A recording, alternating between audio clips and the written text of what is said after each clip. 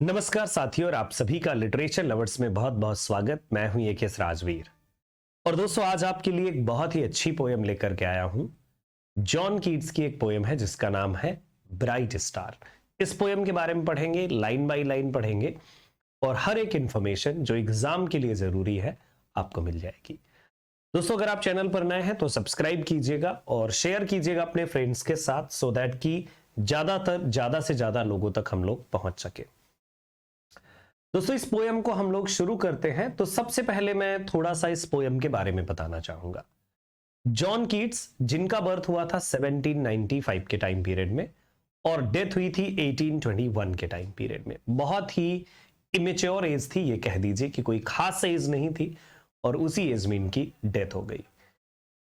John Keats को प्यार हो गया था एक लड़की से जिसका नाम था फैनी। फैनी नाम था उस लड़की का जिसके साथ इन्हें प्यार हो गया। और ये जो दोस्तों पोयम है तो ये पोयम कहीं ना कहीं उसी लड़की के लिए, फैनी के लिए, उसी प्यार को ये डिस्क्राइब करती है। ये वाली पोयम बताना चाहूंगा दोस्तों इस पोयम के रिगार्डिंग थोड़ी सी बातें। ये जो पोयम है तो क्योंकि जॉन कीट्स ने कई तरह की पोइट्री लिखी है, जैसे ओड तो बहुत ही फेमस है उनकी। ओड के बाद उन्होंने कुछ लिरिक्स भी लिखे, जैसे ये सोनेट है, ये पोयम एक सोनेट है ब्राइट स्टार, तो उन्होंने सोनेट भी लिखा हुआ है, साथ में बैलेड भी उन्होंने लिखा हुआ है, एपिक भी लिखा है, मतलब कई तरह की पोएम्स उन्होंने लिखी हैं। ये पोएम एक सोनेट है जो कीट्स ने इसे लिखा हुआ है। किस तरह की पोएम है ये? सोनेट। और अगर सोनेट में भी हम बातचीत करें तो ये किस तरह की सोनेट है? तो ये एक शेक्सपियरियन सोनेट है ना, ये एक शेक्सपियरियन सोनेट है। और शेक्सपियरियन सोनेट में क्या होता है, यानी कि 4 line plus 4 line plus 4 and plus 2, यानी इस तरह का कॉम्बिनेशन मिलता है। 3 क्वार्टेन मिलते हैं। जो 4 लाइन का जो स्टेंजा होता है उसे क्वार्टेन बोलते हैं और बाकी जो 2 लाइन है तो इसे बोला जाता है कपलेट। तो इसी तरह से ये पोएम बेसिकली डिवाइडेड है शेक्सपियरियन सोनेट के पैटर्न में। ये कंप्लीटली सोनेट। अगर आप इसकी राइमिंग स्कीम की बातचीत करेंगे तो राइमिंग स्कीम इस पोएम की क्या है, क्योंकि जो शेक्सपियरियन सोनेट की राइमिंग स्कीम है वही इसकी भी राइमिंग स्कीम है। तो जैसे आप देखते हैं यहां पर ए बी, ये आपकी राइमिंग स्कीम है। A B C D E F G, ये आपकी राइमिंग स्कीम है इस पर्टिकुलर सोनेट की। ये राइमिंग स्कीम हुई। बस थोड़े से डिफरेंसेस हैं यहां पर, वोल्टा वाला डिफरेंस आपको देखने को मिल जाता है इस पर्टिकुलर पोएम में। बाकी सारी चीजें वही शेक्सपियरियन पैटर्न की हैं कि जिस तरह से विलियम शेक्सपियर ने अपनी सोनेट्स को लिखा है उसी तरह का पैटर्न आपको इस पोएम में भी देखने को मिलने वाला है। दोस्तों आपकी जानकारी के लिए मैं बताना चाहूंगा कि ये वो पोएम है जिसमें आपको 2 चीजें नजर आती हैं कि जो लवर है वो कहीं ना कहीं एक स्टार की तरह ब्राइट होकर के साइन करना चाहता है और साथ में वो नहीं चाहता कि मतलब वो इस दुनिया से जाए, अपनी बिलविड के साथ स्टे करे। ये चीज आपको देखने को मिल जाएगी इस पर्टिकुलर पोएम में। दूसरे साइड में अगर आपसे बातचीत करूं इस पोएम के रिगार्डिंग, तो देखिए ये जो पोएम है इसी पोएम पर बेस्ड एक मूवी भी बनी हुई है जो जॉन कीट्स की ही लाइफ पर है, जिसका नाम है द ब्राइट स्टार। आप चाहें तो वो मूवी देख सकते हैं, बहुत ही अच्छी मूवी है, जरूर देखिएगा, जो इनके दोनों के बेसिकली लव अफेयर्स के साथ डील करती है, फैनी और कीट्स के। आइए दोस्तों इस पोएम को हम लोग शुरू करते हैं। लाइन बाय लाइन हम लोग पढ़ेंगे, एक एक लाइन को हम समझते हुए चलेंगे ब्राइट स्टार पोएम को। शुरू करते हैं दोस्तों। Bright star would I were steadfast as thou art. पहली ही लाइन है तो पहली ही लाइन में जॉन कीट्स क्या कहना चाहते हैं? ब्राइट स्टार, तारे को देखते हुए कहना चाहते हैं कि चमकते हुए तारे, ब्राइट स्टार यानी चमकते हुए तारे। वुड आई वर, देखिए जब भी वर देखते हैं ना तो इसका मतलब होता है कि शायद कुछ ऐसी चीज जो पॉसिबल ना हो लेकिन फिर भी कोई इमेजिन कर रहा हो। Would I were steadfast as thou art, काश मैं ऐसा ही सुदृढ़ होता। स्टीड फास्ट का मतलब होता है कि दृढ़ होता। काश मैं भी ऐसे ही दृढ़ होता जैसे कि तुम हो। As thou art, thou art से यहां पर मतलब है कि जिस तरह से तुम क्या हो, ऊंचाई में हो, और साथ में एक बात यह है कि तुम एक निश्चित समय के लिए नहीं, तुम एक अनिश्चित समय के लिए हो, क्योंकि तुम्हारा कोई अंत तो है नहीं। तो काश मैं भी इतना ही सुदृढ़, इतना ही स्ट्रांग, इतना ही मजबूती से चमक सकता। कहां चमकने की बात करते हैं आगे चल करके आपको समझ में आएगा। नॉट इन लोन स्प्लेंडर, लेकिन देखिए आगे ही कहते हैं किड्स कि देखो मैं ब्राइट होता स्टार, तुम्हारी तरह चमकदार होता और सुदृढ़ होता, दृढ़ होता एक जगह पर, नॉट इन लोन स्प्लेंडर। लेकिन एक बात सुन लो, not in lone splendour. Lone means अकेले और स्प्लेंडर मीन्स भव्यता, लेकिन कहना चाहते हैं नॉट इन लोन स्प्लेंडर। नहीं नहीं नहीं नहीं, अकेले होकर के इस तरह की अकेले मुझे भव्यता नहीं चाहिए, तुम्हारी तरह लेकिन अकेले नहीं, क्योंकि तुम आसमान में कैसे हो, अकेले हो। Hung amid the night, not in lone splendour hung amid the night. ऐसे नहीं कि रात भर अकेले ऊपर आसमान में वैसे ही लटके हुए हैं, इस तरह से नहीं, नॉट अकेले नहीं, नॉट इन लोन स्प्लेंडर, नहीं नहीं अकेले नहीं। Not watching with eternal lids apart. और देखो मैं ये भी नहीं चाहता कि मैं वॉच करता, नॉट वॉचिंग, ऐसे नहीं देखते हुए, क्योंकि आसमान में जो तारा है चमक रहा होगा वो तो कंटिन्यूअसली डेली चमकता है, वैसे ही चमकता है। तो कहते हैं नॉट वॉचिंग, ऐसे देखते हुए नहीं, विद इटर्नल लिड्स अपार्ट। कैसे? Eternal lids, eternal lids basically आंखें खोल करके, लिड्स यहां पर है ढक्कन, आंखों के जो बेसिकली ये जो होती है ना पलकें जो बंद होती रहती हैं और खुलती रहती हैं, विद इटर्नल लिड्स अपार्ट। ऐसे नहीं कि मतलब आंखें खोल करके बस देख रहे हैं, सदियां गुजर गई, ऐसे नहीं। लाइक नेचर्स डिवोट स्लीपलेस अरमाइट, वैसे ही लाइक नेचर्स डिवोट स्लीपलेस अरमाइट, वैसे नहीं, लाइक नेचर्स डिवोट। देखिए यहां पर लाइक हो गया ना, तो आप समझ सकते हैं कि फिगर ऑफ स्पीच क्या है ना, समझदार हैं आप, वही है।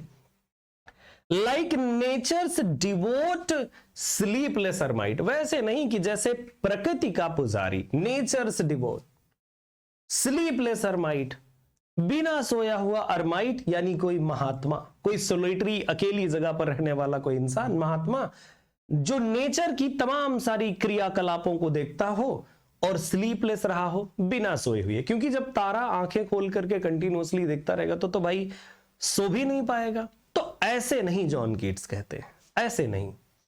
The morning waters eight there priest like task, और ऐसे भी नहीं the morning waters eight there priest like task, वैसे ही कि जैसे मॉर्निंग सुबह के समय में जो वाटर्स है, वाटर्स मतलब समुद्र से यहां मतलब है, eight there priest like task, priest like task कि जैसे प्रीस्ट जो होता है तो अपने कामों में, अपने कर्म धर्म और प्रक्रियाओं में निरंतर लगे होते हैं, कंटिन्यूअसली लगे होते हैं, not on the same way. The morning water set their priest like task कि जैसे सुबह के समय में जो वाटर है तो उनका टास्क क्या होता है, सुबह सुबह तटों को धोते हैं ना, लहरें आती हैं, लहरें जाती हैं, लहरें आती हैं और जाती रहती हैं। Of pure ablution round earth human shore, of pure ablution, of pure ablution उनको नहलाते हुए, राउंड अर्थ ह्यूमन शोर्स जो भी चारों तरफ जो भी किनारे हैं उन किनारों को नहलाते हुए। द मॉर्निंग वाटर्स कि जैसे सुबह का जो जल है, eight there priest like task कि जैसे नित्य प्रक्रिया के साथ, प्रीस्ट लाइक मतलब बहुत ही नियमित। Of pure ablution round earth, कैसे? ऑफ प्योर एवोल्यूशन एक बिल्कुल पवित्र स्नान, राउंड अर्थ ह्यूमन सोर कि जो भी चारों तरफ किनारे हैं उन किनारों को धोता हुआ, इस तरह से नहीं, कुल मिलाकर के ये कहना चाहते। और gazing on the new soft fallen mask, या फिर गेज करना, देखते रहना, on the new soft fallen mask, new और सॉफ्ट, नई और बहुत ही soft fallen mask, fallen mask जो तमाम तरह के मौसमों में परिवर्तन है, या ये कहिए कि उस परिवर्तन के साथ फॉलन मास्क मतलब कि जो बर्फ की छोटे छोटे जो बर्फ के जो कण गिरते हैं कि उनको गिरते हुए ऐसे देखते रहना नहीं, of pure evolution around Earth's human shore, और gazing on the new soft fallen mask, या फिर मैं क्या कर रहा हूं, soft fallen mask of snow upon the mountains and the moors, या फिर धीरे धीरे गिरती हुई उन बर्फ के छोटे छोटे कणों को, soft fallen mask of snow, किसके, बर्फ के, अपॉन द माउंटेन्स, पहाड़ों पर, एंड द मूर्स, और कहां पर, मूर्स में, जहां पर ऐसे प्रदेश जहां पर बहुत सारे मतलब जैसे तमाम तरह के डिफरेंट टाइप की ग्रास है या बैरन पड़ा हुआ प्लेस है, तो मूर्स में ये कहना चाहते हैं कि ऐसे नहीं, और gazing on new soft fallen mask, या फिर घूरते रहना, देखते रहना शांत प्रकृति से माउंटेन्स एंड द मूर्स में गिरती हुई उस फॉलन मास्क, यानी फॉलन मास्क का मतलब कि एक बर्फ की जैसे चादर नहीं बन जाती, बर्फ की धीरे धीरे छोटे छोटे जो कण गिरते हैं तो उसकी चादर बन जाती है, और उस चादर, बनती हुई चादर को या फिर मैं माउंटेन्स पर देखूं या मैं मूर्स पर देखूं, तो ऐसे नहीं, नो, नहीं, येट स्टिल स्टीड फास्ट, लेकिन ऐसा नहीं भाई, ब्राइट स्टार भी तो ऐसे ही करता है, ऊपर लटका रहता है और ऊपर से, जैसे प्रीस्ट है तो नेचर में देखता रहता है, वैसे ब्राइट स्टार ऊपर से लटका हुआ है, वो क्या क्या देख रहा है कि कैसे जो है, जो समंदर है वो कैसे तटों को धोता है अपने पानी से, ये देखता है,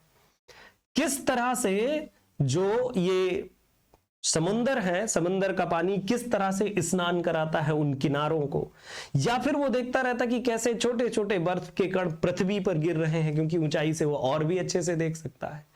तो कहते हैं ऐसे नहीं, तो फिर कैसे, no yet still stead fast, देखिए ऐसे तो नहीं, येट स्टिल स्टीड फास्ट, लेकिन फिर भी मैं दृढ़ रहना चाहता हूं, कैसे, जैसे तुम हो ब्राइट स्टार, वैसे ही मैं दृढ़ रहना चाहता हूं, लेकिन इस प्रकार से नहीं। आगे देखिएगा, स्टिल अनचेंजेबल और अपरिवर्तनीय, yet still steadfast, still unchangeable, और तुम्हारी अगर मैं बात करूं, तुम ये सब कुछ देखते हो, इस पानी के बहाव को, जो किनारों को धोता है, तुम ये भी देखते हो कि किस तरह से बर्फ के छोटे छोटे कण गिरते हैं, लेकिन येट स्टिल स्टीड फास्ट, लेकिन दृढ़, स्टिल अनचेंजेबल, और फिर क्या, अपरिवर्तनीय।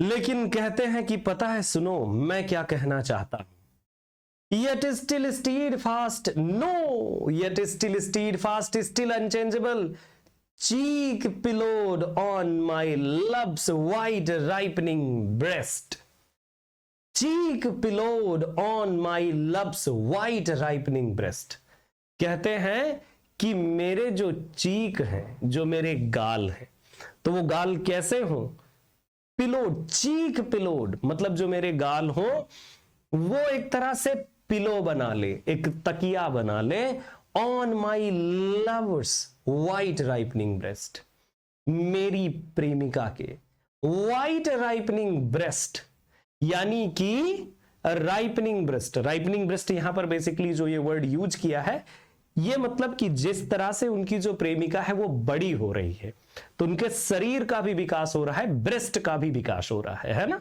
तो उसी विकास में ये कहना चाहते हैं कि उन्हें मैं ब्रेस्ट को तकिया बना करके, अपने गालों को ब्रेस्ट पर ऐसे टच करा करके और लेट करके, व्हाइट राइपनिंग ब्रेस्ट, मेच्योर होते उन ब्रेस्ट पर लेट करके, टू टच फॉर एवर, और अपने गालों को जब उसके ब्रेस्ट पर ऐसे करके मैं लेट जाऊं, टू टच फॉर एवर, और हमेशा ही वो ऐसे ही टच रहे, हमेशा ऐसे ही टच रहे, it's warm sink and swell, और मैं महसूस कर सकूं, कीट्स कहते हैं मैं महसूस कर सकूं क्या, टू टच फॉर एवर, जो हमेशा से बिल्कुल टच रहे, it's warm sink and swell, और I can feel what guys, warm sink, गर्म सांसों को, सिंक एंड स्वेल, उनका उठना और गिरना, क्योंकि जब वो ब्रेस्ट पर अपना सर लगा करके लेटा होगा तो सांसों का आना जाना कंटिन्यूअसली लगा रहेगा, तो उसकी आती और जाती सांसों को महसूस कर सकूं, यानी उसकी सांसों को मैं महसूस कर सकूं, ऐसे लेट करके मैं ऐसे स्टिल स्टीड फास्ट होना चाहता हूं। ये कीट्स की बात है कि मैं ऐसे स्टीड फास्ट होना चाहता हूं। Cheek pillowed on my love's white ripening breast, है ना, मेरे जो गाल हो मेरी लवर के वाइट राइपनिंग ब्रेस्ट पर, उसके ब्रेस्ट पर ऐसे मैं रख करके लेटा हूं। टू टच फॉर एवर, हमेशा के लिए उसी तरह से बिल्कुल टच रहे for ever. It's warm sink and swell and I can feel, उन उठती और गिरती सांसों को मैं महसूस कर सकूं। अवेक, उस समय जागा हुआ। ये यहां पर कहना चाहते हैं कि जो ब्राइट स्टार है वो जागा रहता है ना, रात भर देखता रहता है कि किस तरह से जो समंदर है वो समंदर किनारों को कैसे धोता है, बर्फ के छोटे छोटे कण कैसे पृथ्वी पर बिखर जाते हैं जमीन पर, उसको देखता रहता है। तो इसीलिए कहते हैं अवेक, मैं भी जागा रहूं, ऐसा नहीं कि मैं सोया रहूं उस समय, जब ये मेरा सर उसके ब्रेस्ट पर रखा हो तो मैं भी जागा रहूं। अवेक फॉर एवर, और हमेशा उसी तरह से मेरी आंखें खुली हुई। In sweet unrest, sweet unrest, समझ रहे हैं? कहना चाहते हैं कि ये जो अनुभव होना होगा ना मेरे लिए, बड़ा ही सुखद अनुभव होगा। स्वीट अनरेस्ट मतलब ये अनरेस्ट तो होगा, मैं सो नहीं पाऊंगा, लेकिन मेरे लिए ये एक सुखद अनुभव होगा। उसकी सांसों को, उसकी उठती गिरती सांसों को महसूस करना। टू हियर, सुनना। To feel her tender taken breath, और उनको महसूस करना। टेंडर टेकन ब्रीथ, उसकी सांसों को महसूस करना। Half passionless and so soon on to death. Last में कहना चाहते हैं कि to hear to feel her tender taken breath, कि मैं उसकी टेंडर टेकन ब्रीथ को फील कर पाऊं, उनकी आवाज सुन पाऊं। हाफ पैशनलेस, और उस समय मैं कैसा हूं? Half passionless. क्यों? क्योंकि मैं स्टिल रहूंगा। Half passionless and so soon on to death, and so soon on to death. और हां, लास्ट में ये कहना चाहते हैं कि हाफ पैशनलेस में रहूंगा, लेकिन so soon on to death, death नहीं। या फिर ऐसे ही फील करते करते सून ऑन टू डेथ, अंतिम सांस वहीं पर निकल जाए। ये जो लास्ट वाली लाइन है, बेसिकली थोड़ा सा मैं इस लास्ट वाली लाइन को मैं और भी क्लियर करना चाहूंगा आप सभी से, बिकॉज ये लास्ट की लाइन बहुत इंपॉर्टेंट है और मुझे भी बहुत ही अच्छी लगती है। सो दैट्स व्हाई मैं थोड़ा कम क्लियर कर पा रहा हूं ना, इसीलिए मैं थोड़ी हेल्प ले लेता हूं, है ना। यस, हाँ, तो यहां पर ये कहना चाहते हैं, 1 मिनट प्लीज।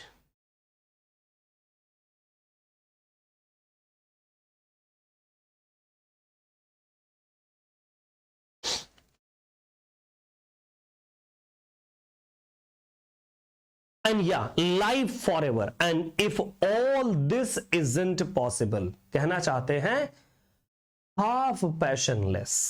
इसके बाद कहते हैं and so soon on to death। और हां, अगर ऐसा पॉसिबल नहीं है, if it is not possible, last वाली जो लाइन है थोड़ा समझिएगा, थोड़ा सा मिस्टेक कर दी थी मैंने। So if it is not possible, then let me die and so soon on to death। और अगर ऐसा पॉसिबल नहीं है तो मैं चाहूंगा कि इससे अच्छा तो मृत्यु है। क्यों? बिकॉज आई वॉन्ट लाइफ, मैं ऐसे जीना बिल्कुल भी नहीं चाहता। मैं नहीं कंसीडर करता कि फिर जीना वो किसी काम का है। यस, हाफ पैशनलेस, और अगर हाफ पैशनलेस हुआ तो फिर क्या? And so soon on to death. तो इससे अच्छा है कि मृत्यु हो। लेटर ऑन गाइज आपको पता है कि जॉन कीट्स की डेथ भी हो गई थी। One of the best poem मैं गाइज इसे कंसीडर करता हूं। कैसी लगी आपको पोएम? जरूर कमेंट बॉक्स में लिखिएगा प्लीज। और जो लास्ट वाली लाइन का थोड़ा सा मैं भूल गया था, तो उसके रिगार्डिंग खैर कोई बात नहीं, कुछ नहीं कहूंगा उसके लिए। थैंक यू सो मच, आप मेरे साथ ट्यून रहे। और ये बहुत ही अच्छी पोएम है, one of the best poem, bright star. और मूवी जरूर देखिएगा अगर आपको मौका मिले। तो ये है दोस्तों आपकी पोएम, और इसमें तमाम सारे जैसे फिगर ऑफ स्पीच को कई बार यूज किया गया है। जैसे देखिए, स्वीट अनरेस्ट है ये, स्वीट अनरेस्ट। अब बस कमेंट बॉक्स में ये जरूर बताइएगा कि स्वीट अनरेस्ट में कौन सा फिगर ऑफ स्पीच है। अगर आप ये बता पाएंगे तो बहुत ही अच्छा होगा। Thank you so much. अपना ख्याल रखिए और अपनों का ख्याल रखिएगा। और हाँ, अगर आप इस चैनल पर, जैसा कि मैंने शुरू में बताया था कि अगर आप इस चैनल पर नए हैं तो डेफिनेटली सब्सक्राइब कीजिएगा। और हाँ, अगर आप तमाम सारे कोर्सेज की प्रिपरेशन करते हैं, UGC NET, SET exam, TGT, PGT, UPLT, DSSB, NVS, KVS, JSSC, MP grade 1, assistant professorship exam के लिए, सो डेफिनेटली आप हमारे कोर्सेज भी ले सकते हैं। नंबर दोस्तों आपके लिए स्क्रीन में है, ये नंबर है, इनमें से किसी एक पर व्हाट्सएप कर दीजिएगा अपना नाम और कोर्स का नाम, आपको कोर्स के रिगार्डिंग पूरी जानकारी आ जाएगी। So thank you so much. अपना ख्याल रखिएगा। मिलेंगे अगले वीडियोस में, तब तक के लिए नमस्कार।